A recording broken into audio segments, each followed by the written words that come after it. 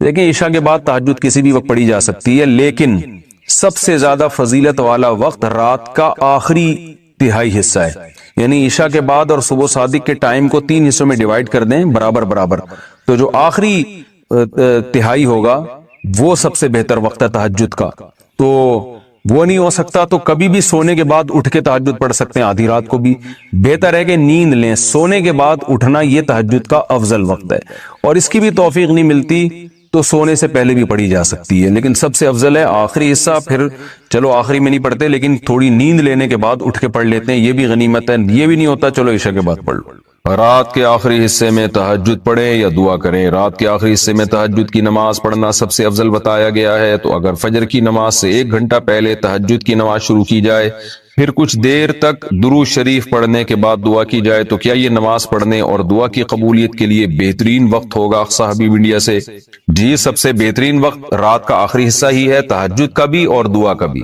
تہجد کا تو ہے، قرآن میں جگہ جگہ ثابت ہے، نبی صلی اللہ علیہ وسلم کا اپنا معمول بھی ہے کہ عام طور پر آپ رات کے آخری حصے میں نماز پڑھتے تھے، اور دعا کے لیے بھی حدیث میں آتا ہے کہ اللہ تعالیٰ رات کے آخری حصے میں آسمان دنیا کی طرف آ کے صدائیں لگاتے ہیں، حل من مستغفر اغفر لہ، کوئی ہے مجھ سے گناہوں سے توبہ کرنے والا میں اس کے گناہوں کو معاف کروں، حل من مسترزق ارزق لہ، کوئی ہے روزی طلب کرنے والا کہ میں اس کو روزی دوں۔ تو اس لیے آپ اگر یہ معمول بنائیں تو بہت اچھا معمول ہے، کچھ وقت تہجد میں گزاریں اور پھر باقی وقت دعا میں گزاریں۔ تہجد کی نماز سنت ہے یا نفل؟ تہجد کی نماز سنت ہے یا نفل؟ صادق رفیق انڈیا سے۔ دیکھیں یہ سنت یا نفل یہ ٹرمز ہیں، اصطلاحات ہیں جو ایک دوسرے کے معنی میں بھی استعمال ہوتی ہیں۔ نفل کہتے ہیں اضافی نماز جو فرض نہ ہو، اس لحاظ سے تو تہجد نفل نماز ہے، لیکن ہر نفل پر نبی صلی اللہ علیہ وسلم نے پابندی نہیں کی ہے، اہتمام نہیں کیا ہے، تو جو وہ نوافل جن کا آپ صلی اللہ علیہ وسلم نے اہتمام کیا یا آپ ان کو پڑھا کرتے تھے تو ان کو سنت کہا جاتا ہے۔ تو اس لیے تہجد اس لحاظ سے نفل ہے کہ فرض واجب نہیں ہے، لیکن اس لحاظ سے سنت ہے کہ محض ایک عام نوافل کی طرح اس کی فضیلت نہیں ہے، بلکہ آپ صلی اللہ علیہ وسلم کی عادت تھی، تو اس لحاظ سے یہ سنت ہے۔ تو بہتر لفظ اس کے لیے سنت ہی ہے، اور یہ عام سنت نہیں ہے، اس کی بے پناہ فضیلت ہے۔ قرآن مجید میں اللہ نے اہل جنت کی جہاں بھی صفات بیان کی ان میں تہجد کا بھی عموماً ذکر کیا ہے، جیسے قرآن مجید میں آتا ہے کہ الذین یبیتون لربہم سجدا وقیاما، ہمارے جو نیک بندے ہیں وہ راتوں کو ہمارے سامنے سجدہ اور قیام کرتے ہیں۔ اور سورہ سجدہ میں اللہ تعالیٰ کے ارشاد ہے تتجافی جنوبہم عن المضاجع یدعون ربہم خوفا وطمعا، کہ ہمارے نیک لوگوں کے پہلو رات کو بستروں سے جدا ہو جاتے ہیں اور اپنے رب کو پکارتے ہیں خوف اور امید سے۔ تو یہ ساری چیزیں ہیں۔ نبی صلی اللہ علیہ وسلم نے ایک صحابی کے بارے میں فرمایا کہ فلاں کتنا ہی اچھا ہے، کاش وہ تہجد پڑھ لیتا۔ تو اس طرح کی روایات ہیں۔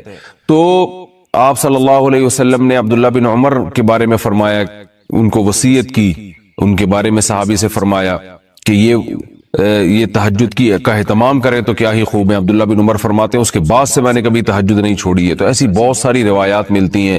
سورہ مزمل کا پورا دوسرا رکوع ہے ہی تہجد سے متعلق، ان ربک یعلم انک تقوم ادنی من ثلثی اللیل ونصفہ وثلثہ وطائفۃ من الذین معک واللہ یقدر اللیل والنہار، کہ آپ پوری رات تہجد نہیں پڑھ سکتے، آپ کو دن میں یعنی آپ کے جو ساتھی ہیں ان کو مزاربت بھی کرنی ہے، دنیا کے معاملات بھی نمٹانے ہیں، دن میں بعض دفعہ جہاد بھی کرنا ہے، تو آپ رات کا کچھ حصہ اٹھ جائیے، آپ بھی اور آپ کے ساتھی بھی۔ تو بہت ہی اہتمام ہے، اور فقرؤوا ما تیسر منہ، اور اس میں جتنی تلاوت ممکن ہو آپ اللہ کے سامنے کھڑے ہوں اور قرآن کی تلاوت کیجیے۔ تو یہ اتنی ساری احادیث، اتنی ساری روایات سے علماء کہتے ہیں کہ بہت زیادہ محرومی کا باعث ہے یہ عمل کہ ایک آدمی تہجد نہ پڑھتا ہو۔ اور آپ صلی اللہ علیہ وسلم نے فرمایا کہ رات کے آخری حصے میں اللہ تعالیٰ آسمان دنیا کی طرف آتے ہیں اور یہ ندا لگاتے ہیں حل من مسترزق ارزق لہ، حل من مستغفر اغفر لہ، کوئی ہے مجھ سے روزی مانگنے والا میں اس کو روزی دوں، کوئی ہے مجھ سے گناہوں کی معافی مانگنے والا میں اس کو معاف کروں۔ تو اس لیے رات کو جلدی سونا چاہیے، اور تہجد میں رات کے آخری حصے میں جو تہجد کا ٹائم ہے جو سب سے اچھا ٹائم ہے، ویسے تو کسی بھی وقت رات کو پڑھی جا سکتی ہے، لیکن سب سے افضل ٹائم ہے کہ آپ سوئیں اور سونے کے بعد رات کے آخری حصے میں اٹھیں اور اس وقت راز و نیاز کریں، اللہ کے سامنے دعائیں مانگیں. بہت زیادہ اس وقت دعائیں قبول ہوتی ہیں اور نماز کا بہت ثواب ہوتا ہے. ان قرآن الفجر کان مشہودا. تہجد کے بعد کچھ دیر سونا کیا سنت ہے؟ راشد صاحب لاہور سے پوچھتے ہیں، جب ہم تہجد کے لیے اٹھتے ہیں اور تہجد کے بعد تھوڑی دیر کے لیے لیٹ جاتے ہیں تو لیٹ جانا سنت ہے یا سو جانا سنت ہے، اور یہ سنت ہے یا نہیں، اس بارے میں رہنمائی فرمائیں. جی ہاں بھائی، سنت ہے. رسول اللہ صلی اللہ علیہ وسلم تہجد کی نماز کے بعد کچھ دیر ہلکی نیند لیا کرتے تھے، کیونکہ وہ وقت تھوڑا سا ہی ہوتا ہے، تو تھوڑی دیر آپ سویا کرتے تھے. جب حضرت بلال اذان کہتے تھے، فجر کا وقت داخل ہوتا تھا، تو نماز سے تھوڑی دیر پہلے آپ آرام فرمایا کرتے تھے. قرآن کہہ رہا ہے اقیم الصلاۃ لدلوک الشمس. پیچھے قرآن نے تذکرہ کیا کہ رسول اللہ صلی اللہ علیہ وسلم پر اتنا زیادہ مشرکین کا دباؤ ہے کہ قرآن کہتا ہے کہ اگر ہم آپ کو ثابت قدم نہ رکھتے تو آپ بھی ان کی طرف مائل ہو جاتے.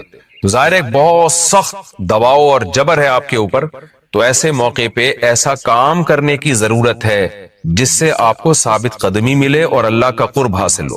تو اس کا سب سے بہترین طریقہ قرآن کہتا ہے نماز ہے.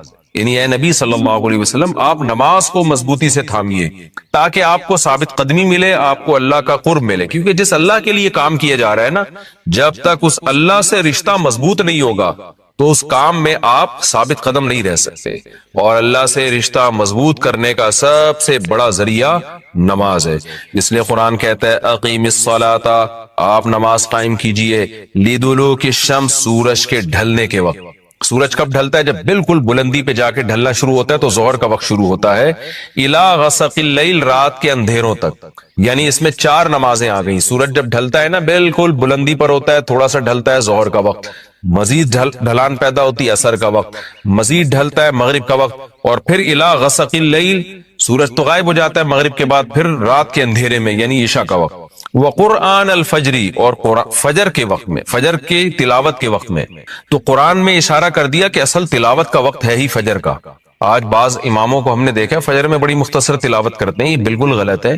سنت ہے فجر میں طوال مفصل، یعنی سورہ حجرات سے لے کے سورہ بروج تک کی جو لمبی لمبی صورتیں ان کو تلاوت کیا جائے. تو فجر کے قرآن کے وقت بھی آپ نماز قائم کیجئے. ان قرآن الفجر، بے شک فجر کا جو قرآن ہے، فجر میں جو تلاوت ہے، کانا مشہودا، اس میں حاضر ہوتے ہیں. کون حاضر ہوتے ہیں؟ حدیث سے پتہ چلتا ہے فرشتے. فجر کا وقت اتنا مبارک وقت ہے جب اس میں امام صاحب قرات کرتے ہیں اور لوگ ہاتھ باندھ کے پیچھے امام کی قرات سنتے ہیں. ایک خاص سکینت نازل ہوتی ہے اللہ کی طرف سے، اور فرشتے بھی اس تلاوت میں نازل ہوتے ہیں. صحیح حدیث سے یہ بات ثابت ہے کہ فرشتے جو تبدیل ہوتے ہیں نا، ان کے آنے جانے کا وقت اور فجر اور عصر میں ہے. وہ جو فجر میں فرشتے آتے ہیں انسان کی حفاظت کے لیے، لہو معقبات من بین یدیہ ومن خلفہ یحفظونہ من امر اللہ. بہت ساری مخلوق اس کائنات میں ایسی ہے جہاں تک سائنس نہیں پہنچی، اور ہو سکتا ہے قیامت تک پہنچ ہی نہ سکے. وہ انسان کی عقل سے بالاتر ہے وہ مخلوق، اور یہ بھی ممکن ہے پہنچ جائے سائنس ترقی کر کے. وہ مخلوق انسان کو نقصان پہنچانے کی کوشش کرتی ہے. تو اس مخلوق سے بچانے کے لیے، جن میں جنات ہیں سر فہرست، ان سے بچانے کے لیے اللہ نے فرشتوں کا انتظام کیا ہے. تو حدیث میں آتا ہے صبح و شام، قرآن سے بھی یہ بات ثابت ہے، صبح و شام فرشتوں کی باریاں چینج ہوتی ہیں اور وہ ہماری حفاظت کے لیے اللہ کی طرف سے متعین ہوتے ہیں. تو ان کی جو حاضری ہے ان فرشتوں کی، وہ فجر کے وقت میں ہوتی ہے. اور یہ بھی حدیث سے ثابت ہے کہ بہت سے فرشتے صرف تلاوت سننے کے لیے زمین پہ اترتے ہیں. تہجد کے بارے میں حدیث میں آتا ہے کہ جب کوئی شخص تہجد میں قرآن کی تلاوت کرتا ہے تو فرشتے آنا شروع ہوتے ہیں اور اس کے جو ہے نا لبوں پہ اپنے منہ کو رکھ لیتے ہیں اس کی تلاوت کو چکھنے کے لیے. اتنا فرشتوں کو لطف محسوس ہوتا ہے تہجد کی تلاوت میں. اور پھر وہ تانتا بناتے بناتے جو ہے نا ایک دوسرے پہ سوار ہوتے ہوتے آسمان کی بلندیوں تک پہنچ جاتے ہیں. تو فجر کی نماز میں بھی یہ فضیلت ہے. تو آگے اللہ فرماتے ہیں کہ اللہ نے فجر کی نماز کی فضیلت کو بیان کیا. آگے اللہ فرماتے ہیں وَمِنَ اللَّيْلِ، یہ تو 5 نمازیں ہو گئیں، یہ تو ساری امت پہ فرض ہیں، لیکن رات کے کچھ حصے میں فَتَہَجَّدْ بِهِ، بھی کا مطلب اس حصے میں آپ نے تہجد پڑھنی ہے. نافلۃ لک، اے محمد صلی اللہ علیہ وسلم، یہ آپ کے لیے اضافہ ہے. کیا مطلب؟ یا تو نبی صلی اللہ علیہ وسلم پہ 6 نمازیں فرض تھیں، یعنی 5 فرض کے علاوہ تہجد بھی فرض تھی. تو اس لیے قرآن نے کہہ دیا کہ امت پہ تو 5 فرض ہیں نافلۃ لک، لیکن یہ تہجد آپ کے لیے اضافی ہے، یعنی آپ پر 6 نمازیں فرض ہیں. ایک مطلب تو یہ بھی ہو سکتا ہے. اور جو علماء اس کے قائل ہیں کہ نہیں نبی پر تہجد فرض نہیں تھی، تو ان کے نزدیک اس آیت کی تفسیر یہ ہوگی کہ یہ آپ کے لیے ایک اضافہ ہے اللہ کے قرب حاصل کرنے کا، یعنی 5 نمازیں تو پڑھنی ہی پڑھنی ہے، لیکن آپ اللہ کے قرب کے لیے ایک اضافی چیز بھی آپ کو دی جا رہی ہے تاکہ آپ کے درجات اور زیادہ بلند ہو۔ تو ایسی صورت میں یہ صرف نبی کے ساتھ خاص نہیں ہے، کیونکہ خطاب نبی سے چل رہا ہے اس لیے اللہ نے کہہ دیا آپ کے لیے اضافہ، ورنہ حقیقت میں پوری امت کے لیے یہ اضافہ ہے۔ آگے اللہ فرماتے ہیں عسیٰ ان یبعثک ربک، امید ہے کہ آپ کو آپ کا رب پہنچا دے مقام محمود تک۔ یہ مقام محمود کیا ہے؟ شفاعت کبریٰ، یعنی تمام پیغمبر نبی کے پاس آئیں گے کہ آپ سفارش سے آغاز کریں، یعنی سفارش کا آغاز آپ سے ہوگا، پھر آپ صلی اللہ علیہ وسلم سفارش کریں گے۔ تو یہ ایک سب سے اونچا مقام ہے جو اللہ قیامت کے دن رسول اللہ صلی اللہ علیہ وسلم کو دے گا، اور جس سے آپ کی تمام پیغمبروں پر فضیلت ثابت ہو جائے گی کہ جب تک آپ کی طرف سے شفاعت کی ابتدا نہیں ہوگی کوئی اور پیغمبر سفارش نہیں کریں گے۔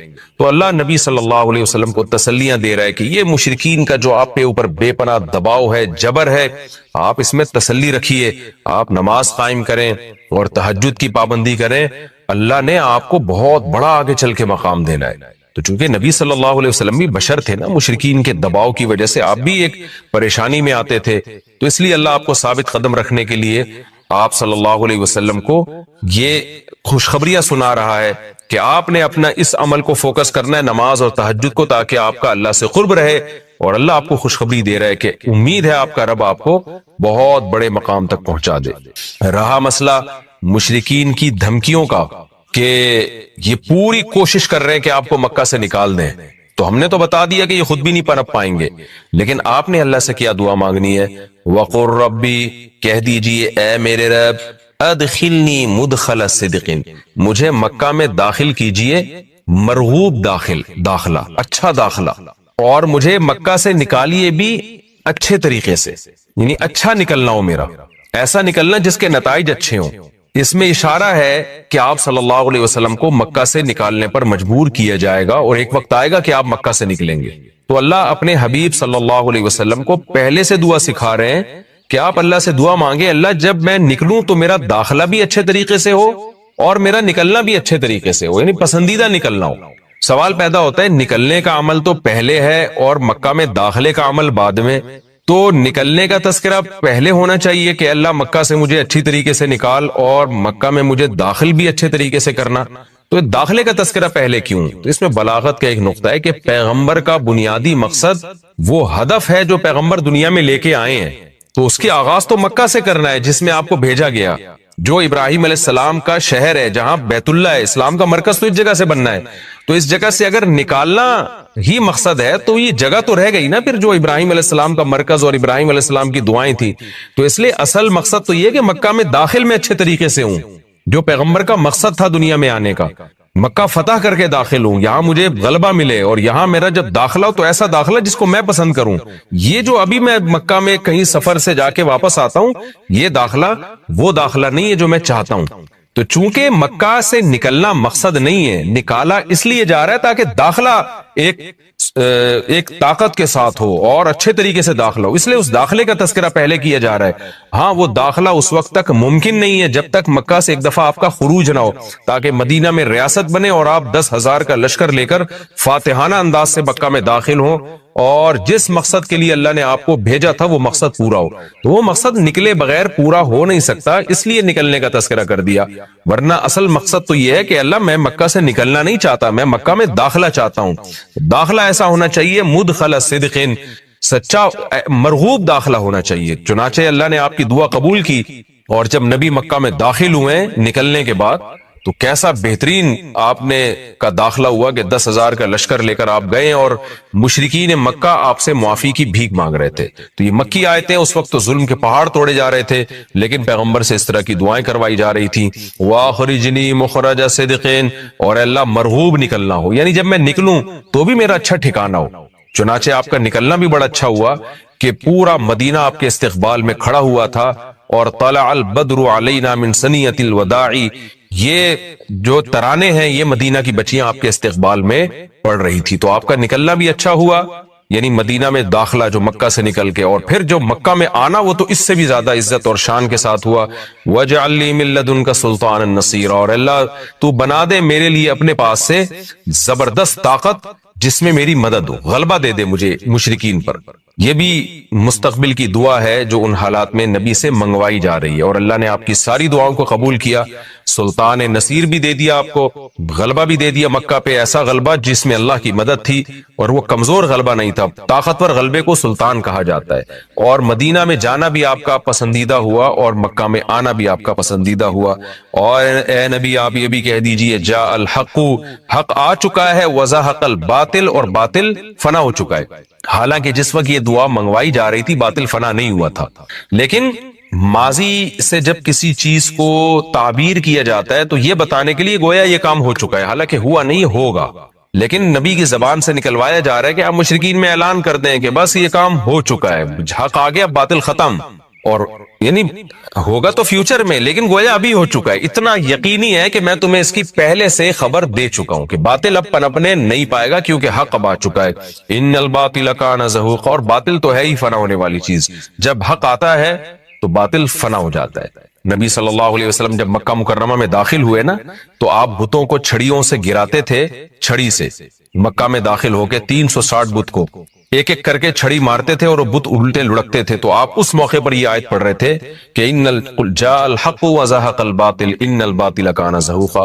کیا کیفیات بنتی ہوں گی صحابہ کی اور پیغمبر کی اس وقت کہ جو خوشخبری ان کو 13 سال پہلے دی گئی تھی، کئی سال پہلے دی گئی تھی، اور یقینی دی گئی تھی کہ یہ ہو چکا، تو اللہ نے اپنی آنکھوں سے دکھا دیا کہ کیسے بتوں کو بیت اللہ سے نکالا جا رہا ہے، اور اللہ کے گھر کو کیسے شرک سے پاک کیا جا رہا ہے۔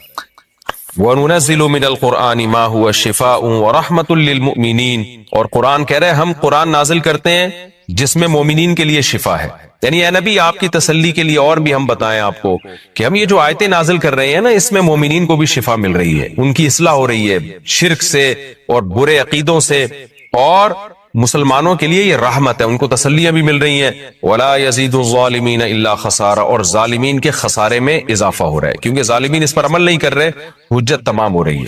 وَإِذَا نَمْنَا عَلَى الْإِنسَانِ أَعْرَضَ وَنَأَى بِجَانِبِهِ، قرآن کہتے ہیں ہم جب انسان پر احسان کرتے ہیں تو وہ اعراض کرتا ہے اور اپنے پہلو کو ہٹا دیتا ہے، نعمت ملنے کے بعد بجائے اللہ کے قریب ہونے کے اللہ سے دور ہوتا ہے۔ وَإِذَا مَسَّهُ الشَّرُّ، اور جب انسان کو کوئی مصیبت پہنچتی ہے، كَانَ يَئُوسًا، تو مایوس ہونے لگتا ہے۔ یعنی انسان کے بارے میں خوف کیا کرتا ہے کہ آپ کو یہ ڈر ہے کہ اگر میں آفس نہیں گیا، میں نے یہ کام نہیں کیا تو مجھے جاب سے نکال دیا جائے، میں غریب ہو جاؤں گا۔ یہ خوف ہے جو آپ کو ابھارتا ہے عمل پہ۔ ماہرین یہ کہتے ہیں کہ خوف سے بھی کام ہوتا ہے اور محبت میں بھی ہوتا ہے، لیکن خوف سے جو کام ہوتا ہے اس کام میں مزہ نہیں آتا، لہذا وہ کام زیادہ جاندار نہیں ہوتا، لیکن محبت کی وجہ سے جو کام ہوتا ہے وہ کام مزیدار بن جاتا ہے، کیونکہ آپ کی محبوب چیز آپ کو اس میں ملنے والی ہوتی ہے۔ سمجھ میں آ رہی ہے بات کہ نہیں آ رہی ہے؟ غزوہ احد میں صحابی رسول، غزوہ بدر میں ایک صحابی شریک نہیں ہو سکے، انہیں نہیں پتا تھا کہ میدان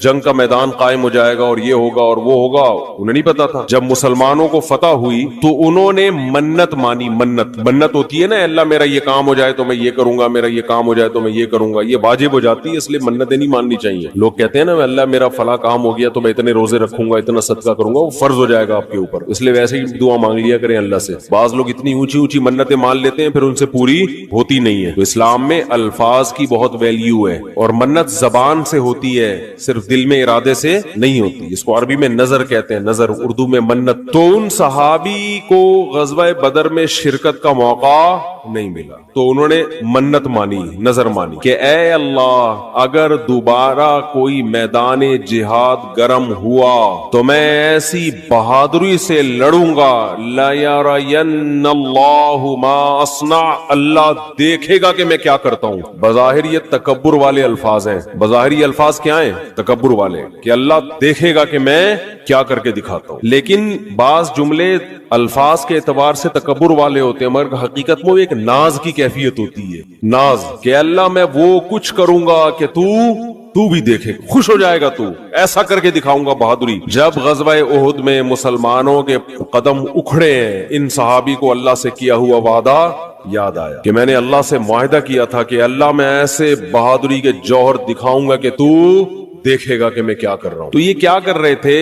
کھجور کھا رہے تھے نا، تو کھجور کا تھیلا انہوں نے پھینکا اور انہوں نے کہا کہ جنت اتنی قریب ہے میرے اور کھجور کھانے کا وقت بہت طویل ہے, اتنا ٹائم لگے گا اس میں, اف یہ تو بہت دیر ہو جائے گی. اور گئے میدان جنگ میں, بہادری سے لڑے, اتنی بہادری سے لڑے اور شہید ہوئے کہ انگلیوں کے پوروں سے, فنگر پرنٹ سے ان کی بہن نے ان کو پہچانے کہ میرے بھائی کی لاش ہے. قرآن مجید کی آیتیں نازل ہوئیں, من المؤمنین رجال صدقوا ما عاهدوا اللہ علیہ فمنہم من قضى نحبہ ومنہم ينتظر. مومنین میں بعض ایسے بھی ہوتے ہیں کہ اللہ سے جب کوئی معاہدہ کر لیتے ہیں تو اس معاہدے کو پورا کر کے چھوڑتے ہیں. وہ انہی کے بارے میں نازل. تو جب ان کو یقین تھا کہ جنت میرے سامنے ہے تو انہیں وہ کھجور تناول کرنا بھی مشکل لگا. یہ خوف کی وجہ سے نہیں لڑ رہے کہ اگر میں نہیں لڑا تو جہنم میں جاؤں گا, بلکہ کس کی لالچ میں لڑ رہے ہیں؟ جنت کی اور اللہ کی محبت میں لڑ رہے ہیں. تو انسان جب خوف کی بیس پہ کام کرتا ہے اس میں جان نہیں ہوتی, اور جب کسی محبت اور لالچ میں کام ہوتا ہے تو اس کام میں اس کی کوالٹی بہت شاندار ہوتی ہے. تو اللہ نے ہمیں رمضان کا جو مہینہ دیا, وہ مہینہ اگر آپ اس مہینے کا اکرام کریں گے تو وہ مہینہ آپ کے اندر اللہ کی محبت پیدا کر دے گا. اور جب انسان کے دل میں محبت پیدا ہوتی ہے تو محبوب کے حکم کو فالو کرنا مشکل نہیں اور آسان بھی نہیں, بلکہ مزیدار بن جاتا ہے. 3 درجات ہوتے ہیں نا, حکم کی اتباع کرنا مشکل, اور اس سے اوپر کیا ہے؟ مشکل ختم ہو گئی, نہ مزیدار ہے نہ مشکل ہے. لیکن اس سے اوپر کا درجہ کیا ہے کہ حکم پر عمل کرنا کیا بن گیا؟ مزیدار بن جائے گا. یہ کیفیت انسان کی ہو جاتی ہے. تو اگر آپ رمضان کا حقیقی معنوں میں اکرام کریں گے تو رمضان آپ کو اللہ کی محبت کا گفٹ دے کے جائے گا. وہ کیسے؟ زبان آج بہت خشک ہو رہی ہے, پانی نہیں ہے یا موسم میں شاید خشکی ہے, کچھ ایسا سیٹ اپ ہے, موسم میں خشکی ہے میرا خیال. تو رمضان جو ہے آپ کو اللہ کی محبت کا, جزاک اللہ ہو, اتنا یک ٹھنڈا پانی بس کافی ہے. یہ گرم نہیں ہے, سادہ, پہلے ہی گلا ہمارا بیٹھا رہتا ہے, اوپر سے اور بٹھا دیں گے. تو اللہ کی محبت کا گفٹ دے کے کیسے؟ انسان کی یہ نیچر ہے, یہ فطرت ہے کہ وہ جس کے لیے قربانی دیتا ہے نا, جس کے لیے, تبلیغ والے کہتے ہیں نا, جس چیز پہ جان, مال اور وقت خرچ ہوتا ہے انسان کے دل میں اس کی ویلیو پیدا ہو جاتی ہے. ایک غریب آدمی جو رکشہ چلاتا ہو, سارا دن پسینہ بہاتا ہو, اس کو جو دہاڑی یا جو اجرت ملتی ہے اس اجرت کو وہ بڑی احتیاط سے خرچ کرتا ہے. اور ایک آدمی وہ ہے جس کے ابا کا انتقال ہوا اور 6 رکشے اس کو وراثت میں مل گئے. ایسا بھی ہوتا ہے نا, وہ ان رکشوں کی ایسی کی تیسی, باپ کا مال سمجھ کے لوگ کہتے ہیں نا اڑا رہا ہے, خود تو محنت کی نہیں ہے, ابا سے وراثت میں ملا ہے, اڑا دیتا ہے انسان. تو ہمیں جو ایمان کی نعمت ملی ہے یہ وراثت میں ملی ہے, اس میں ہمارا خون پسینہ, بولو نا کیا ہو گیا, نہیں بہا. ابا چونکہ مسلمان تھے, اماں مسلمان تھیں, اس وجہ سے ہم بھی کیا ہو گئے, تو ایک پسینہ نہیں بہا ہمارا, خون کا ایک قطرہ نہیں بہا, تو فری پھوکڑ میں ہمیں کیا مل گیا؟ حضرت بلال کو اسلام فری میں نہیں ملا. وہ جب مسلمان ہوئے گرم ریتوں پہ لٹایا گیا, ان کو سینے پہ بھاری بھرکم پتھر رکھے گئے. کیا اللہ نے لوگوں, کچھ لوگ کیسے خاندانی بنائے, وہ نظریات کو فالو کرتے ہیں, وہ کلچر کو فالو نہیں کرتے. حضرت بلال کو کیا مل رہا تھا؟ اس میں اچھی والی زندگی گزر رہی تھی, غلام تھے وہ, تو حبشی لوگ غلام ہی ہوا کرتے تھے عربوں کے, کھانا پینا مل رہا تھا, ایک ٹینشن. تو بڑے بڑے پتھر سینے پہ رکھے جا رہے ہیں, گرم ریت پہ لٹایا جا رہا ہے, مگر نعرہ لگا رہے ہیں احد احد, خدا کیا ہے؟ ایک ہے, میں نہیں مانوں. کیسے ویژنری, کیسے نظریاتی. خباب ابن ارت رضی اللہ تعالی عنہ رسول اللہ صلی اللہ علیہ وسلم کے پاس آئے مکہ میں, وہو متوسد له متوسد ببرد لہو او کما قال, کہ آپ صلی اللہ علیہ وسلم کی چادر تھی, اس سے آپ صلی اللہ علیہ وسلم کوہنی پہ سر رکھ کے لیٹے ہوئے تھے. لوگ کہتے ہیں مسجد میں سونا منع ہے, ایسی ہمارے علم میں کوئی حدیث نہیں ہے. مسجد میں سونا جائز ہے, البتہ مسجد کو سرائے بنا لینا, سونے کی جگہ, سارا محلے کو جہاں جگہ نہیں مل رہی تو کہاں کے سو رہا ہے مسجد میں, یہ غلط ہے. نماز کے لیے آئے مسجد میں آپ, اور اگر کوئی آیا نماز کے لیے سستانے کے لیے ذرا لیٹ بھی جائے تو اللہ کی طرف سے کوئی پابندی نہیں, آئے نماز کے لیے. ہاں یہ نہ ہو کہ سرائے بنا لیا جائے, مسجد کو ہوٹل بنا لیا جائے, کہ جس کو جگہ نہیں مل رہی, گھر میں بیوی سے پٹا ہوا ہے, سارے محلے والے یہاں آ جائیں. لیکن بذات خود جائز ہے مسجد میں سونا. اور اگر اکا دکا کبھی کوئی مسجد میں آ بھی جائے صرف سونے کے لیے تو بھی کوئی ناجائز نہیں ہے. ناجائز اس وقت ہوگا جب اس کو عام معمول لوگ بنا لیں. حضرت علی رضی اللہ تعالی عنہ کی کچھ ناراضی ہوئی حضرت فاطمہ سے, میاں بیوی میں ہوتی ہے, تو آپ صلی اللہ علیہ وسلم جب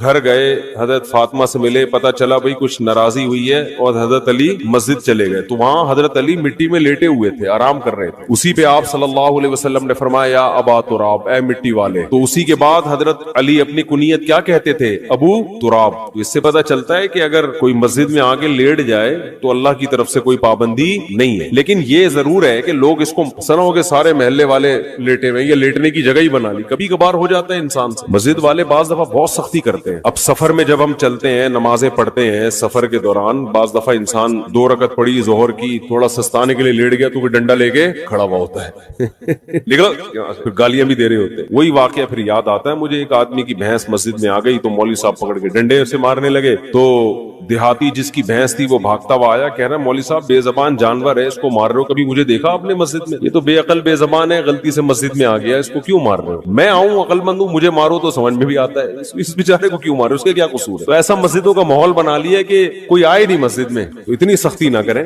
تو کہاں سے کہاں بات چلی جاتی ہے یار. تو آج ویسے بھی کھوپڑی سیٹ نہیں ہے میری. جی کھوپڑی سیٹ آرام نہ ہونے کی وجہ سے نہیں ہے, ویسے کھوپڑی سیٹ ہے الحمدللہ. تو رمضان کی بات چل رہی تھی. ہاں میں یہ عرض کر رہا تھا کہ فری میں جو انسان کو چیز ملتی, ہمیں ایمان ملا ہے فری میں. ابا مسلمان اماں مسلمان تو ہم بھی مسلمان, سارے اڑوس پڑوس مسلمان ہیں, قدر نہیں ہے. صحابہ کو ایمان ملا محنت کرنے کے بعد. آج بھی بہت سے غیر مسلمان ہوتے ہیں, میں حیران ہوتا ہوں, بعض ہندو بچیوں کے فون آتے ہیں, گھر کے اندر رہتے ہوئے مسلمان ہو گئی. ایک ہندو لڑکی کا 2-3 سال پرانی بات ہے, فون آیا, میرا خیال ہے 16-17 سال, یہ بچپنے ہی کی, مینٹلی تو انسان بچہ ہی ہوتا ہے. اس نے اسلام قبول کیا, پورے رمضان کے روزے بھی گھر میں رکھے, کسی نے اس کو تبلیغ نہیں کی, نماز بھی چھپ چھپ کے گھر میں پڑھ رہی ہے. اور والدین اتنے سخت ہیں کہ اگر ان کو پتا چل گیا تو جان سے مار دیں گے, یہ خطرہ ہے. میں نے اس سے پوچھا, 2-3 سال پرانی بات ہے, میں نے پوچھا آپ کو کس نے تبلیغ کی؟ اس نے کہا میری یہ سمجھ میں نہیں آتا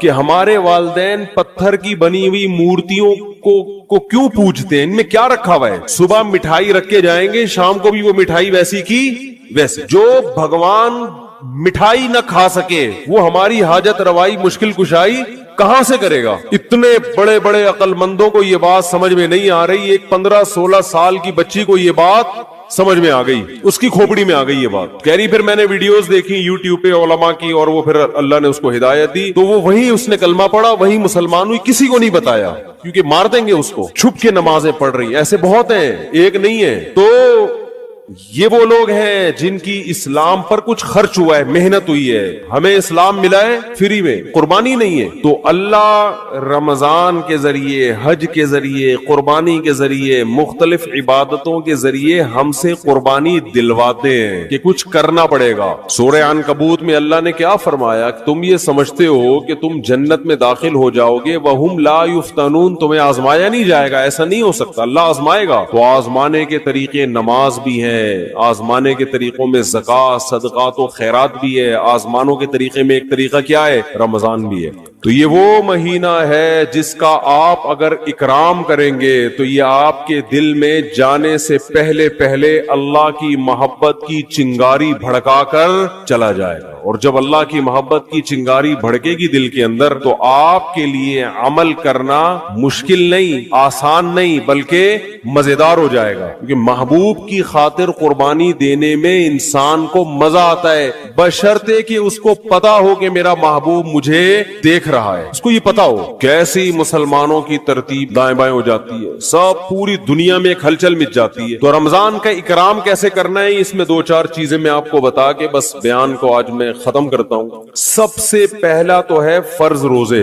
یہ تو رمضان تو رکن ہے نا, رمضان کے روزے. ابھی سے نیت کریں کہ رمضان کا ایک روزہ بھی قضا نہیں کرنا ہے, کچھ بھی ہو جائے. دیکھو جو سوچ کے روزے رکھتا ہے نا, اس کے لیے روزہ رکھنا مشکل ہے. جو نہ رکھنے کا آپشن ہی ختم کر دے, اس کو پتہ بھی نہیں چلتا پورا مہینہ گزر جائے. بعض لوگ روزے کے بارے میں سوچتے ہیں رکھوں کہ نہیں رکھوں, ان کے لیے ایک روزہ ٹینشن ہے, ایک روزہ ٹینشن. اور اگر آپ نے یہ عزم کر لیا کہ بھائی میں مسلمان ہوں, نو کا آپشن میرے پاس نہیں ہے, تو پتہ ہی نہیں چلتا. ویسے ایک روزہ رکھو کتنا مشکل کام ہے بھائی. ہم لوگوں سے کو بتاتے ہیں پیر اور جمعرات کا روزہ سنت ہے, اچھا خاصا ٹینشن ہوتی ہے کیونکہ سنت ہے نا, فرض تو نہیں ہے, رکھیں نہیں رکھیں ایک ٹینشن. رکھنے کے بعد بھی بعض دفعہ آدمی سوچ رہا ہوتا ہے یار نہ رکھتا تو اچھا تھا. بعض دفعہ یہ بھی وسوسے آنا شروع ہوتے ہیں شیطان کی طرف سے. لیکن جو کام کرنا ہی کرنا ہے تو اس میں انسان فارغ ہو جاتا ہے کہ بھائی یہ اس میں ٹینشن ختم ہو جاتی ہے. تو یہ نہ سوچیں کہ میں کتنے رکھوں گا. خواتین کے جو ایام ہوتے ہیں نا مینسز کے, ان ایام کی حفاظت, ان کو شمار کرنا عورت پہ فرض ہے. یہ خوب سمجھ لیں. آج کل یونیورسٹیوں میں, اچھا یہ جو راکٹ والا مضمون تھا نا, یہ بھی میں چھوٹی سی بات بتا دوں کہ یہ جو مسلمان علماء کا اس سے تعلق نہیں ہے کہ آپ چاند پہ پہنچ رہے کہ نہیں پہنچ رہے, اس کا ہماری یونیورسٹیوں سے تعلق ہے. چاند پہ پہنچنے کے طریقے یونیورسٹیوں میں پڑھائے جاتے ہیں. سمجھتے ہو کہ نہیں سمجھتے؟ تو ہونا یہ چاہیے تھا کہ ایک تصویر آ رہی ہوتی, ایک ویڈیو آ رہی ہوتی, جاپان کے سائنسدان یا امریکہ کے سائنسدان چاند پہ پہنچ رہے ہیں, نیچے کراچی اور لاہور یونیورسٹی کی بھی ویڈیو آ رہی ہوتی کہ وہاں بھی سائنسدان لگے ہوئے ہیں, پروفیسر لگے ہوئے ہیں کہ ہم غبارے کو چاند تک کیسے پہنچائیں. چلو پہلا غبارے کا تجربہ کر لیں, پھر راکٹ بھی بھیجیں گے. تو یہ مولویوں کو گالیاں نہ دیا کریں, یہ اپنے سائنسدانوں کو برا بلا کہا کریں, یہ حکمرانوں کو کہا کریں. نہیں آ رہی میرا خیال ہے بات سمجھ میں؟ یہ مولانا کا ہیڈک نہیں ہے کہ چاند پہ جا رہے کہ نہیں جا رہے. اس کی مثال ایسے ہے کہ جیسے کوئی ابھی کورونا کی وبا پھیلی ہوئی ہے نا, کورونا کی وبا پھیلی ہوئی ہے, ڈاکٹر ایک ویڈیو آ رہی ہے جس میں ڈاکٹر ویکسین تیار کر رہے ہیں, دوسری ویڈیو آ رہی ہے جس میں کربلا کے واقعات بیان ہو رہے ہیں, تیسری ویڈیو آ رہی ہے کہ اس میں 4 شادیوں کا تذکرہ ہو رہا ہے, چوتھی آ رہی ہے. تو اب اس میں لوگ کہہ رہے ہیں مولانا لوگ دیکھو کیا کر رہے ہیں, ادھر وہ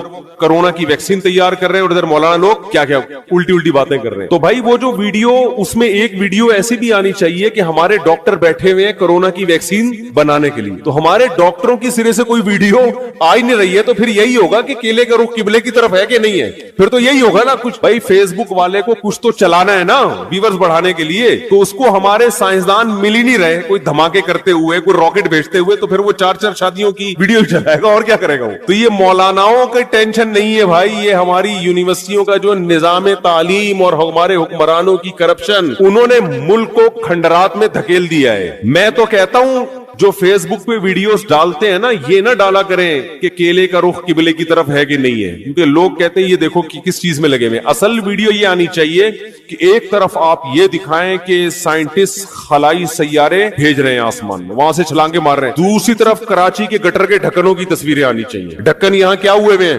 کھلے ہوئے ہیں. تیسری طرف گدے گھوڑے کی لیدوں کی تصویریں آنی چاہیے, کچرے کے ڈھیر آنے چاہیے, چرسی آنے چاہیے پائپ کے اندر بیٹھے ہوئے. پھر اصل لبرل لوگوں کا اصل چہرہ آئے گا, کیونکہ یہ جو ملک ہے لبرل لوگوں کے ہاتھ میں, یہ مولاناؤں کے ہاتھ میں نہیں ہے. پھر آئے گا ایک طرف دیکھو سائنسدان راکٹ بھیج رہے ہیں وہاں پہ, اور ادھر کراچی میں گٹر کے ڈھکن لگانے کے لیے بھی حکومت تیار نہیں ہے. تو لوگ سائنسدانوں کا مولویوں سے مقابلہ کروا رہے ہیں, حالانکہ دونوں کی فیلڈ بالکل الگ الگ ہے. نہیں آ رہی میرا. تو آسمان میں خلائی سیارے بھیجنا مولویوں کی فیلڈ تھوڑی. مولوی موٹیویشن کرے گا, آپ کو موٹیویٹ کرے گا کہ سیارہ بھیجنے کے کیا اسلام میں فضائل ہیں, ٹھیک ہے نا, سائنسدان بننے کے کیا فضائل ہیں, ڈاکٹر بننے کے کیا فضائل ہیں, وہ مولانا بیان کرے گا. ہر چیز میں علماء کو برا بلا کہتے ہیں لوگ. دوسری بات یہ کہ فیس بک اور یوٹیوب کی دنیا تو کھلی بھی ہے نا, بہت سے لوگ مولانا نہیں ہوتے, مولانا بن کے آئے ہوئے ہیں. وہ تو آپ ہر ایک پر یہ ٹھپا لگا رہے ہیں مفتی ہیں. مفتی عبد القوی کو بھی لوگوں نے کیا بنا دیا, اتنے فون آئے میرے پاس, مفتی صاحب دیکھیں مفتی عبد القوی کیا کر رہے ہیں, یہ ہوتے ہیں مفتی. میں نے کہا بھائی اس پہ کون کہاں مفتی لگانے پر گورنمنٹ کی طرف سے کوئی پابندی نہیں ہے. کس نے بولا یہ مفتی ہے؟ کسی کو بھی اٹھا کے مفتی آصف زرداری صاحب کر دو آپ, پھر کہو دیکھو یہ مفتی لوگ کیا کیا کر رہے ہیں. مفتی کا ڈگری کوئی ہمارے ملک میں کوئی سسٹم نہیں ہے, پتھر اٹھاؤ مفتی نکلے گا نیچے سے. اور صرف یہ مفتیوں کے ساتھ نہیں ہو رہا, ڈاکٹروں میں بھی ایسے ہی ہے, جعلی سرٹیفکیٹ کے ڈاکٹر بھرے ہوئے ہیں. اور حکیم تو ہول سے, جس کا دنیا میں کوئی کام نہیں ہے وہ حکیم بنا ہوا ہے, اور اس سے بھی زیادہ ہول سیل کے حساب سے روحانی عامل ہیں, روحانی جن چڑیل بھوت بھگانے والے. وہ تو اتنے ہر ایک کو روحانی علاج آتا ہے. ایک صاحب مجھے دبئی میں ملے کہ میرا روحانی علاج کر دیں. میں نے کہا میرا ایک یوٹیوب پہ وہ ہے کلپ ہے اس بارے میں, بڑے خوش ہوئے, کہتے ہیں اس کلپ کا نام کیا ہے, کلپ کا. میں نے کہا اس کا نام ہے روحانی علاج والوں کا علاج, روحانی علاج والوں کا علاج. تو خیر میں جلدی سے بات کو سمیٹ کے ختم کرتا ہوں, وقت پورا ہو گیا. کہ بھائی دیکھو اللہ کے لیے جب قربانی دو گے نا, تو قربانی کے صلے میں اللہ کی محبت پیدا ہوگی. پہل آپ کو کرنی پڑے گی. ایک بالش آپ آؤ گے تو اللہ آپ کی طرف ایک ہاتھ آئے گا, پہل آپ کو. تو اس پہل میں آج یہ عزم کرے سب سے پہلے. میں خواتین کے کچھ بات عرض کر رہا تھا کہ اپنے جو ان کے مینسز کے ایام ہوتے ہیں ان کو عورت پر واجب ہے کہ وہ نوٹ کر کے رکھے, کیونکہ عادت سے اس کا تعلق ہے کہ جتنے دن کسی خاتون کی عادت ہے پھر اگلے مہینے اتنے دن تک وہ ایام شمار ہوں گے. یہ میں زیادہ ڈیپ میں نہیں جا رہا ابھی. تو بہت سی خواتین پاک ہو جاتی ہیں مگر روزہ چھوڑ دیتی ہیں, بہت سی ناپاک ہوتی ہیں مگر روزہ رکھتی ہیں. تو مسائل کا علم ہے ہی نہیں. بہشتی زیور ایک جامعۃ الرشید نے چھاپی ہے، آسان بہشتی زیور، تسہیل بہشتی زیور کے نام سے. وہ کتاب ہر گھر کی ضرورت ہے. اس میں بہت روز مرہ کے مسائل لکھے ہوئے. ہمارے اہل حدیث حضرات اس پہ اعتراضات کرتے ہیں، تو کسی مسئلے پر اعتراض کریں تو میرے سامنے لے کر آئیں. اس کو سمجھتے ہیں کہ نہیں سمجھتے؟ اعتراض کرنا آسان ہوتا ہے، گورنمنٹ کی طرف سے کوئی پابندی نہیں ہے. ابھی میرا وہ بات ہوئی تھی نا، مناظرہ لوگوں نے نام دے دیا، حالانکہ مناظرہ نہیں تھا. اس میں ہوا یہ تھا کہ وہ یہ بار بار کہہ رہے تھے تقلید یہ ہے، تقلید وہ ہے. میں نے کہا آپ بیٹھیں، پہلے مجھے بتائیں تو آپ کے ہاں تقلید کی ڈیفینیشن کیا ہے. تو میں پہلے لکھوں گا، پھر اگلی نشست میں ہم اس پہ کیا کریں گے؟ بحث کریں گے. کیونکہ ایسے ادھر ادھر باتیں کرنا بہت آسان ہوتا ہے. تو سامنے بیٹھ کے آپ مجھے ریٹرن لکھ کے دیں، میں پہلے آپ کے دعوے کو سمجھوں گا، آپ کا دعویٰ ہے کیا، پھر ہم اس پہ بحث کریں گے. تو محترم نے دعویٰ یہ بتایا کہ کسی کی کو بلا دلیل فالو کرنا کیا کہلاتا ہے؟ تقلید. اور یہ حرام ہے، ناجائز ہے. میں نے کہا کسی کی بھی تقلید و حرام ہے؟ انہوں نے کہا کسی کی بھی تقلید و حرام ہے. وہ موجود ہے، ریکارڈ ہے. تو میں نے ان سے کہا کہ اچھا کوئی تابعی اگر صحابی کی تقلید کرتا ہے، بغیر دلیل ان کی بات کو مانتا ہے، تو یہ بھی حرام ہے. اب وہ یہاں کی بات کو انہوں نے کیا شروع کر دیا؟ گھمانا. وہ کہہ رہے ہیں کہ وہ بھائی آپ نے خود ہی دعویٰ کیا، یا تو آپ دعوے سے رجوع کرو، میں تو موقع دے رہا ہوں آپ کو دعوے سے رجوع کرنے کا، میں کوئی بحث تھوڑی کر رہا ہوں آپ سے. آپ کہہ دو بھائی مجھ سے تھوڑی سی مسٹیک ہوئی تھی تقلید کی ڈیفینیشن کرنے میں، بلکہ اصل میں یہ نہیں بلکہ یوں ہے. تو میں نے کہا تو حدیث کی کتابوں میں بہت سے فتوے، صحابہ کے تابعین نے آ کے مسئلہ پوچھا، انہوں نے جواب دے دیا، وہ چلے گئے، نہ انہوں نے دلیل پوچھی نہ انہوں نے دلیل بتائی. تو وہ کہہ رہے ہیں آپ حوالہ پیش کریں. تو میں نے کہا آپ انکار کریں کہ ایسا نہیں ہے تو میں حوالہ پیش کروں گا. نہ انکار کر رہے ہیں، ٹھیک ہے. میری عادت ہے گل ویلے دی تے پھل موسم دا، ٹو دا پوائنٹ بات کرنے کی عادت ہے. تو انہوں نے اس کو مناظرہ بنا دیا، بحث کی طرف لے کر چلے گئے. تو مجھے غصہ آیا پھر کہ بھئی میرا ٹائم ویسٹ کرنے کے لیے آیا ہوں. میں کوئی پروفیشنل مناظر نہیں ہوں، نہ میں آپ سے مناظرے کے لیے بیٹھا ہوں. اور میرا دل صاف تھا، لہذا میں نے ان کو ریکارڈ کرنے کی بھی اجازت دی. انسان کے دل میں چور ہوتا ہے تو ریکارڈ کرنے کی اجازت نہیں دیتا. اور میں نے ان کو یہ کہا لائیو نہیں کریں، کیونکہ بعض دفعہ انسان کی زبان سے ایسی بات نکل جاتی ہے کہ وہ پبلش کرنے کی نہیں ہوتی. لیکن انہوں نے خیر اس کو لائیو بھی چلایا اور جو کچھ ہوا سب کے سامنے. تو گل ویلے دی پھل موسم دا، ٹو دا پوائنٹ بات ہونی چاہیے. تو وہ یہ سمجھ رہے تھے شاید میں ان کو نیچا دکھانا چاہتا ہوں. نہ میں نیچا دکھانا چاہتا ہوں بھائی، میں آپ سے آپ کا دعویٰ سمجھنے کی کوشش کر رہا ہوں کہ آپ کا تقلید کے بارے میں موقف کیا ہے. کہنے تفسیر کی فلاں کتاب میں یہ لکھا. بھائی تفسیر کی کتاب میں کیا لکھا ہے یہ تو مفسر کا موقف ہے نا. میں تو اہل حدیث کا موقف پوچھنا چاہتا ہوں، آپ کا موقف کیا ہے. تو آج کا جو دور ہے نا، حق کو سمجھنے کا نہیں ہے، بس ایک دوسرے کو نیچا دکھانے کا وہ ہے. تو بات کیا چل رہی تھی یہ؟ ہاں میں یہی کہہ رہا تھا یہ جو بہشتی زیور کتاب ہے نا مسائل کی، یہ گھر میں رکھیں. یہ بہت ہندوستان میں اس کتاب کو اللہ نے جتنی مقبولیت عطا فرمائی ہے، اتنی مقبولیت کسی دوسری کتاب کو نہیں ملی. جہیز میں خواتین کو یہ کتاب دی جاتی تھی تو جامعۃ الرشید نے آسان کر کے چھاپی ہے. اور اگر کوئی اہل حدیث حضرات کہتے ہیں یہ غلط ہے، یہ قرآن و سنت کے خلاف ہے، تو مجھے بتائیں کون سا مسئلہ قرآن و سنت کے خلاف ہے، میں اس کا جواب دوں گا انشاءاللہ. اور پھر ان سے کہیں کہ آپ ایک ایسی کتاب لے کر آئیں جو قرآن و سنت کے موافق ہو. آپ تو مسائل کی کتاب لکھیں نا، آپ کی تو کوئی ہے ہی نہیں اس طرح کی. یہ فوراً جواب میں کہتے ہیں ہماری کتابیں یہ جو ابو داؤد اور بخاری ہماری ہے. تو آپ بخاری اور ابو داؤد گھر میں رکھیں اور روز مرہ کے مسائل آپ اس سے نکالیں، آپ کو نہیں ملیں گے. تبھی تو علماء کتابیں لکھتے ہیں کہ آسان کر کے قرآن و سنت کی روشنی میں مسائل کا علم کو ایک جگہ جمع کر دیا جائے. تو آپ لکھ لیں کوئی کتاب، آپ بخاری مسلم سے ہی لکھ لیں. نہ خود لکھ رہے ہیں نہ لکھی بھی کتاب، کیڑے نکالنا ہے بس. ابھی وہ مشہور فتنہ پرست نے کیا کیا ہے، وہ میرا ایک بیان میں ایک نازیبہ الفاظ آئے تھے جس سے میں نے معذرت بھی کی کہ وہ ہے نا مفسرین کے بارے میں میں نے کہا، حالانکہ وہ میرا مقصد مفسرین نہیں، ان کے حوالے. کہ آپ بار بار مفسرین کے جو حوالے دے رہے ہیں تو ان حوالوں کا تذکرہ نہ کریں. آپ سے جو سوال پوچھا جا رہا ہے اس کا جواب دیں. ایک مشہور زمانہ ہے انہوں نے کیا کیا، توصیف الرحمان راشدی نے یہ کہا، فلانے نے یہ کہا، سب کے جو اس طرح کی چیزیں ہیں نا نکال کے کلپ بنا کے مارکیٹ میں چلا دی. تو علماء کی باتوں کو میں جو اس طرح کی نیگیٹو چیزوں کو اگر آپ کتابوں سے جمع کرنا شروع کریں گے اور تقریروں سے جمع کر کے کلپ بنائیں گے تو اس سے معاشرے میں جوڑ پیدا نہیں ہوگا بلکہ توڑ پیدا ہوگا. یہ بالکل ایسے ہی ہے جیسے آپ سب کی دعوت کریں اور آپ بولیں تمہارے ابا نے فلاں سن میں یہ غلط کام کیا، تمہارے چاچا نے فلاں سن میں یہ غلط کام کیا، تمہارے ماموں نے فلاں سن میں یہ غلط کیا، اور تمہاری پھپھو ایک دفعہ پکڑی گئی تھی بھاگ کے، پھر آئی تھی توبہ کر لی تھی لیکن پکڑی گئی تھی، اور تمہاری خالہ کو بھی میں نے دیکھا ہے ٹکٹکی باندھ کے تمہارے چاچو کو دیکھ رہی تھی. یہ سارا کر کے آپ نے ایک دسترخوان پہ سب کو دعوت کی اور یہ کلپ چلا دی اور کہا میں جوڑ پیدا کرنے کے لیے یہ کام کر رہا ہوں، میرا مقصد امت میں توڑ نہیں ہے. واڑے واہ، خدا کی قسم مزہ آ گیا.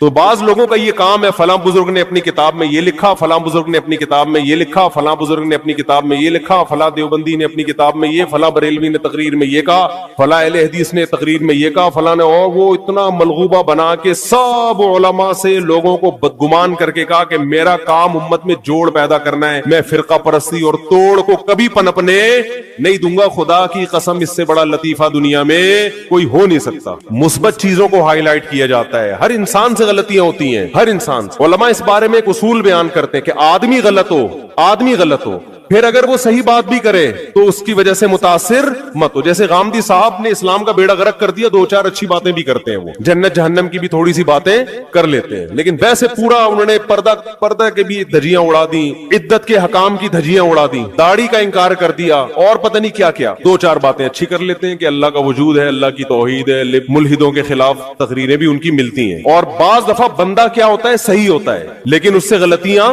ہوتی ہیں۔ تو اگر کوئی بندہ ٹھیک ہے، اس سے کبھی غلطی ہو رہی ہے، تو آپ اس کی غلطی کو اچھال رہے ہو، اس کا مطلب آپ غلط ہو، آپ کی سوچ کیا ہے، غلط ہے، آپ نیگیٹیوٹی کو فروغ دے رہے ہو معاشرے میں۔ تو خیر کہاں سے کہاں بات چلی گئی، ہم تو رمضان شوال میں الجھے ہوئے۔ تو بہشتی زیور کتاب ہے، مسائل بہشتی زیور، حضرت مولانا اشرف علی تھانوی کی۔ جہاں حضرت مولانا اشرف علی تھانوی کا نام آئے گا لوگ فوراً کہتے ہیں انہوں نے اپنے نام کا کلمہ پڑھایا تھا، اشرف علی رسول اللہ۔ میں ممبر پہ بیٹھ کے دعوے سے کہتا ہوں انہوں نے کبھی اپنے نام کا کلمہ نہیں پڑھایا، اس کے میں ویڈیو ریکارڈنگ میں جواب دے چکا ہوں، اور اس جواب کا جو جواب آیا ہے نا وہ ادھورا آیا، اس میں میری پوری اعتراضات کا جواب دیا نہیں گیا ہے۔ اس لیے میں کہہ رہا ہوں ایک دفعہ سامنے بیٹھ کے میں محترم سے اشکال کر لوں گا کہ حضرت نے اشرف علی نے حضرت اشرف علی جو کلمہ پڑھوایا ہے اس کی حقیقت کیا ہے، میں سامنے بیٹھ کے میں مناظرہ نہیں کروں گا، بحث بھی نہیں۔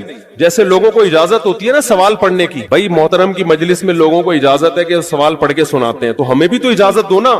میں نہیں پڑھ سکتا تو میرا کوئی نمائندہ چلا جائے گا، وہ جا کے آپ کی خدمت اقدس میں سوال پڑھ لے گا۔ آپ کا ظرف اتنا بھی نہیں ہے کہ آپ کسی کو آپ کی مجلس میں سوال پڑھنے کی اجازت دے دو، ہم نے تو یہاں کھلی اجازت دی بھی ہے نا، بیان کے بعد سب کو اجازت ہے سوال پوچھنے کی۔ تو حضرت مولانا اشرف علی تھانوی نے اپنے نام کا کلمہ نہیں پڑھایا، وہ غلط حوالے دے رہا ہے، جھوٹ بول رہا ہے، اور اگر پڑھایا ہے کلمہ فرض کر لے تو پھر وہ مسلمان نہیں ہے، پھر آپ ان کو مسلمان کیوں کہہ رہے ہو؟ جو آدمی یہ دعویٰ کرے کہ مولانا اشرف علی تھانوی نے اشرف علی رسول اللہ کا کلمہ پڑھوایا ہے، کیا وہ مسلمان ہو سکتا ہے جو یہ کلمہ پڑھوائے؟ قادیانی مرزا غلام احمد قادیانی کے نام کا کلمہ پڑھتے ہیں، اس وجہ سے کافر ہے یا نہیں ہے؟ تو میں یہ کہتا ہوں پھر یہ منافقت کیوں کرتے ہو کہ ایک طرف کہتے ہو حضرت مولانا اشرف علی تھانوی نے اپنے نام کا کلمہ بھی پڑھوایا اور دوسری طرف آپ ان کو مسلمان بھی کہتے ہو، یہ پھر منافقت ہے۔ جو اپنے نام کا کلمہ پڑھوائے وہ بزرگ تو دور کی بات، وہ مسلمان نہیں ہو سکتا۔ تو آپ ایک دعویٰ کرو پڑھوایا ہے کہ نہیں پڑھوایا، اور اگر آپ کہتے ہو کہ پڑھوایا ہے مگر وہ پھر بھی مسلمان ہے تو پھر کیوں مسلمان ہے؟ اس کی تعویل کیا کرتے ہو آپ؟ وہ تعویل آپ کر کے بتاؤ آپ۔ تو بہشتی زیور بہت شاندار کتاب ہے، باقی دیکھو دنیا میں کوئی کتاب ایسی نہیں ہے اللہ کی کتاب کے علاوہ کہ A to Z بالکل ٹھیک ہو، اس میں غلطی کا امکان نہ ہو۔ یہ ہم بہشتی زیور کے بارے میں بھی دعویٰ نہیں کرتے۔ بہشتی زیور میں 15 شعبان کے روزے کو مستحب لکھا ہے، لیکن ہم اس روزے کا مستحب نہیں مانتے کیونکہ اس میں حدیث صحیح نہیں ہے۔ تو یہ تو چھوٹی موٹی مسٹیک تو دنیا میں ہر شخص سے ہو سکتی ہے۔ ہمارے شیخ حضرت مفتی رشید احمد صاحب کی فتاوا کی کتاب ہے احسن الفتاوا، بہت شاندار فتوے ہیں اس میں، بہت بہترین مدلل، لیکن اس کے ہر جز سے کوئی بھی متفق نہیں ہے۔ وہ تو دنیا میں کوئی کتاب ایسی نہیں ہے۔ تو اب اس کا یہ حل تھوڑی ہے کہ کتابوں کو اٹھا کے آپ پھینک دیں، اس کا حل یہ ہے کہ علماء اس پہ حاشیے چڑھاتے ہیں، اس پہ اپنی تقریرات لکھتے ہیں، تو پھر اشکالات اور تعلیقات ہوتی ہیں اس کے اوپر۔ تو یہ بہت شاندار کتاب ہے، آپ اس کو گھر میں رکھیں، اس سے آپ کو رمضان کے مسائل پتہ چلیں گے، خواتین کے خاص طور پر حیض و نفاس کے مسائل، جو آج کل ہماری جدید طبقے سے جو وابستہ خواتین ہیں یونیورسٹیوں پڑھنے والی، ان کو طہارت کے مسائل بھی معلوم نہیں ہے، بالکل نہیں پتا ان کو۔ تو رمضان کا پہلا خاندانی کام آپ نے کیا کرنا ہے بھائی؟ جلدی سے بات کو ختم کر رہا ہوں میں، ایک روزہ بھی نہیں چھوڑی، آپشن ہی ختم، چاہے سحری میں آنکھ کھلے یا نہیں کھلے، اس سے روزے آسان ہو جائیں گے، ورنہ ٹینشن۔ دوسرا کام خاندانی کیا کرنا ہے؟ تراویح کی نماز۔ کیا کام کرنا ہے بھائی؟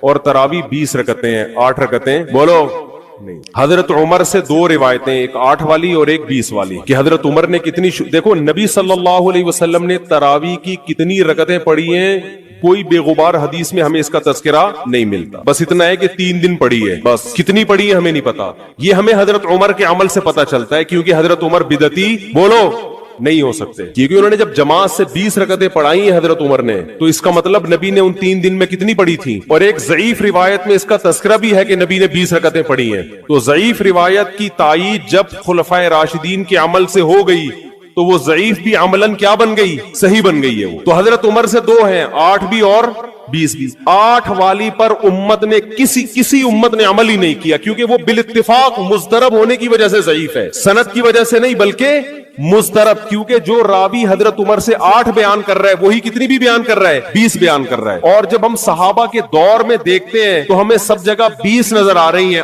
8 کہیں بھی نظر نہیں آ رہی۔ تو یہ کیسے ممکن ہے کہ حضرت عمر نے 8 شروع کی ہو اور کوفہ، بصرہ، دمشق، شام، مصر سب جگہ 20 ہو رہی ہوں؟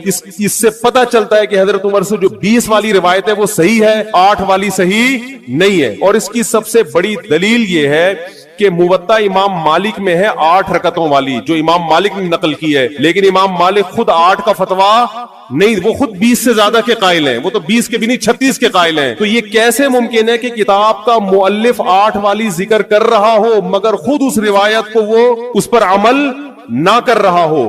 ان باتوں کا کسی اہل حدیث عالم کے پاس جواب نہیں ہے۔ ترمذی میں ایک روایت پیش کی جاتی ہے امام احمد بن حنبل سے، یہ روایت ہے کہ